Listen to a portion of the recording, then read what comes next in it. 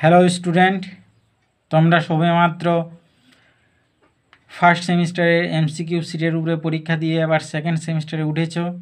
এবার কিন্তু তোমাদের আর গোল গোল করে মেরে দিলেই চলবে না, এবার তোমাদেরকে খাতায় পেনে লিখতে হবে। তাই আমরা প্রত্যেকটা চ্যাপ্টার ইন ডিটেলসে পড়ার চেষ্টা করব। আজকে আমরা তোমাদের সেকেন্ড সেমিস্টারে প্রথম চ্যাপ্টার মহাকর্ষ থেকে পড়া শুরু করব। প্রথমেই আমরা জানব যে মহাকর্ষ কী। মহাকর্ষ হচ্ছে মহাবিশ্বের প্রতিটি বস্তু পরস্পরকে একটি বল দ্বারা আকর্ষণ করে, এই বলকে আমরা বলে থাকি মহাকর্ষ। মহাকর্ষ হচ্ছে পদার্থের একটি সাধারণ ধর্ম। পদার্থ যে কোনো অবস্থাতেই থাকুক না কেন, অর্থাৎ কঠিন, তরল বা গ্যাস, যে অবস্থাতেই থাকুক না কেন এই বল কাজ করে। পদার্থের রাসায়নিক উপাদানের উপরে এই বল নির্ভর করে না, উষ্ণতার উপরেও এই বল নির্ভর করে না। এই বল কেবলমাত্র বস্তু কণা দুটির ভরের উপরে নির্ভর করে এবং তাদের মধ্যবর্তী দূরত্বের উপরে নির্ভর করে। এই বলকে আমরা যে সূত্রের থেকে গণনা করতে পারি সেটা হচ্ছে নিউটনের মহাকর্ষ সূত্র। নিউটনের মহাকর্ষ সূত্রের গাণিতিক রূপটা হচ্ছে F=g*(m1)(m2) ডিভাইডেড বাই r²। এখানে m1 এবং m2 হলো দুটো বিন্দু বস্তুর ভর, rটা হচ্ছে তাদের মধ্যবর্তী দূরত্ব। এখানে যদি m1 এর সাপেক্ষে m2 বস্তুর অবস্থান ভেক্টরটাকে যদি r ভেক্টর দিয়ে সূচিত করি, m1 বস্তুর জন্য m2 বস্তুর উপরে প্রযুক্ত বলটা যদি F বল দ্বারা সূচিত করি, তাহলে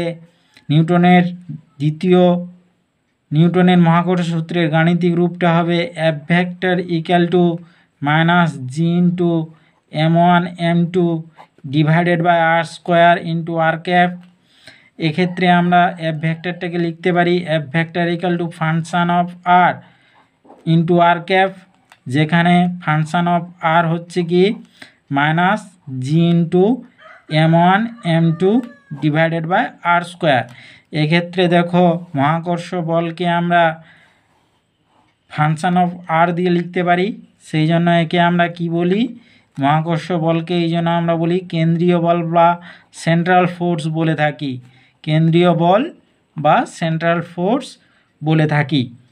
এরপর হচ্ছে এক্ষেত্রে যে বস্তুকণা দুটির ভর আমরা দেখছি m1 বা m2, এই ভরগুলোকে কিন্তু আমরা বলে থাকি যে এগুলো হচ্ছে মহাকর্ষীয় ভর। m1 এবং m2 এই বস্তুর ভর দুটো হচ্ছে মহাকর্ষীয় ভর। আর একটা সূত্র বলো দেখি যেখান থেকে আমরা ভরের ধারণা পাই, সেটা হচ্ছে নিউটনের দ্বিতীয় গতিসূত্র। নিউটনের দ্বিতীয় গতিসূত্র থেকে আমরা কি পাই, F=m*(a)। এক্ষেত্রে যে ভর m, এটাকে বলা হয় জড়ত্বীয় ভর।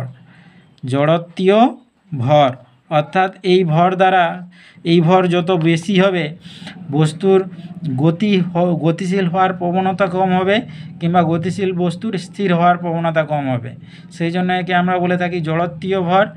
আর নিউটনের মহাকর্ষ সূত্র থেকে যে ভর পাই, ভরের ধারণা পাই, সেটাকে আমরা বলে থাকি মহাকর্ষীয় ভর।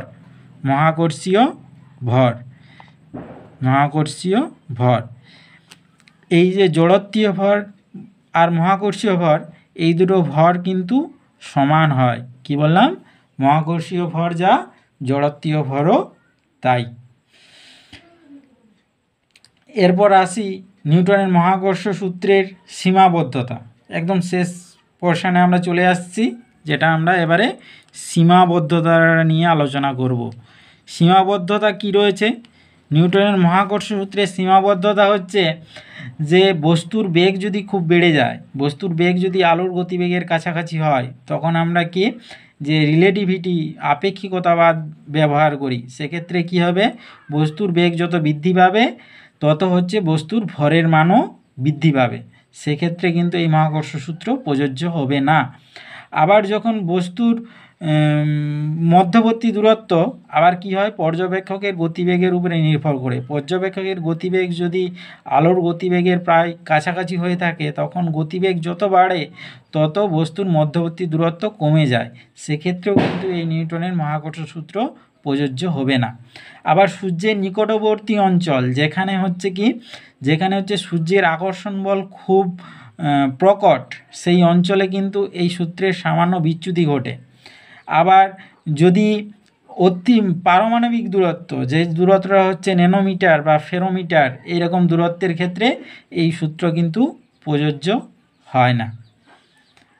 তো আজকে আমরা পড়লাম নিউটনের মহাকর্ষ সূত্র সম্পর্কে পড়লাম, তার সীমাবদ্ধতা পড়লাম এবং তার সার্বজনীনতা পড়লাম এবং মহাকর্ষের একটি সাধারণ ধারণা নিয়ে আমরা স্টাডি করলাম।